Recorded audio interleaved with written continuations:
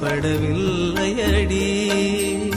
வயிற்றுக்கும் தொண்டைக்கும் உருவமில்லா ஒரு உருண்டையும் உருளுதடி. காத்திருந்தால் எதிர்பார்த்திருந்தால் ஒரு நிமிஷமும் வருஷமடி.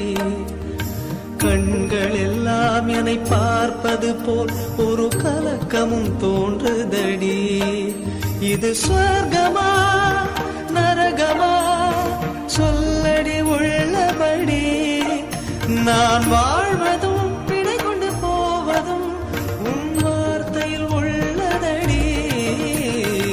என்னவளே அடி என்னவளே எந்த இதயத்தை தொலைத்து விட்டே.